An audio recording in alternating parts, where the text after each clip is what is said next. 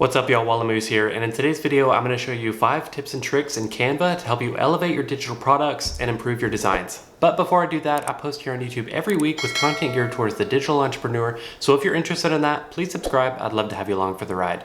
But without further ado, let's jump in here and get started. Alrighty, so we're here in Canva, and if you don't already have an account, you can find a link in the description below to sign up for yourself. There is both a free and paid version available. So the first tip, we're going to jump into a project, and it has to do with templates. So if you're creating digital products or multi-page presentations, it's helpful to know this tip. So if you pull a template from Canva into your artboard, you can see some templates have multiple pages, and they're already kind of pre-designed with color and font scheme. But what if you want to make this closer to your branding? So within the template menu over here on the left, you'll see at the bottom an option for template style. And this is where you're able to change the font size and color scheme.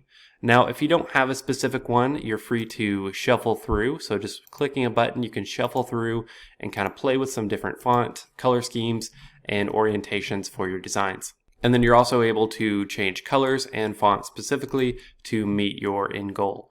And then let's say you just have one font within your document. Let me add some more pages in here. So let's say you just want to change one font. You're able to click on the font, go up here to where you're able to change fonts. And when you scroll through all the fonts available, you'll see when you click on one, an option pops up at the bottom to change all, where it's Adiron to Allegra.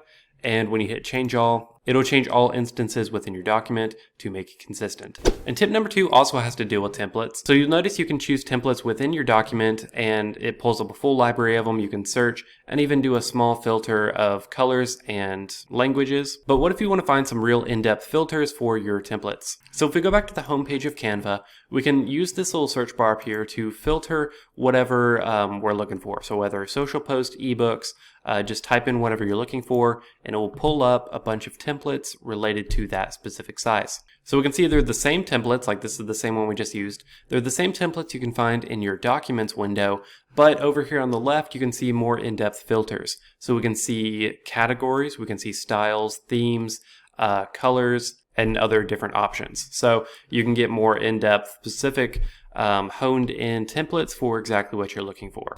And so tip number 3 and 4 kind of go hand in hand. You got to do tip number 3 to reach number 4. So over here on the left hand side, you'll see there's different tabs, so elements, uploads, and these are just the standard ones that come with Canva.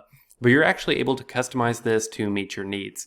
So if we click on a tab, let's just say the videos tab, you'll see there's a little X next to it. And you can actually X out that tab and remove it from your dashboard if you don't need it.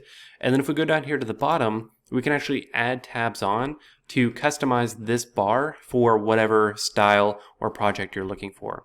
So as you can see, we can add apps from Canva, so audio, videos, backgrounds. When you click on it, it'll add it to the dashboard, and you're really able to customize it to meet your proper workflow. And now tip number 4 is actually found within the apps tab that we just talked about. So in addition to apps from Canva, you can actually download third-party apps. And the one I'm going to talk about is the Draw app. So it should be pretty close to the top under Create Something New. You can see Draw. Now, Draw has been very requested from a lot of people in Canva. Just the freedom to free draw whatever you want, like lines and arrows. So once you install the app, it'll pop up here on the left-hand side, and you can just exit out whenever you don't need it.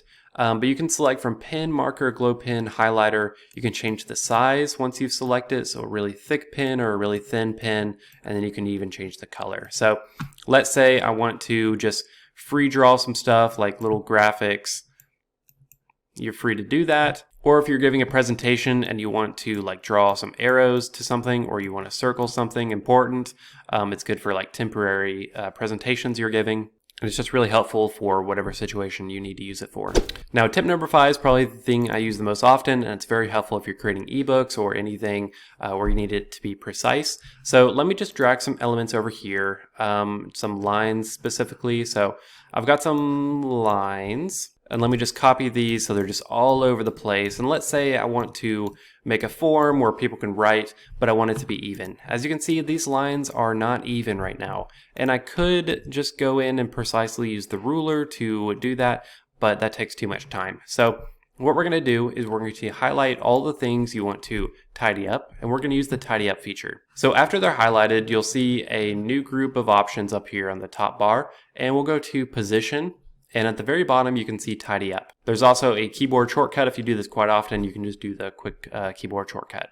But once you hit tidy up, you'll notice that it creates an equal space between all these vertically. But that's it for this video. I hope you enjoyed it. If you have any tips that I didn't mention that you want to mention, please leave them in the comments below. Or if you have any questions, you can leave a comment as well. And I hope you enjoyed it. If you did, leave a thumbs up, do all that fun stuff, subscribe, and I'll see you in the next video. Thanks for watching.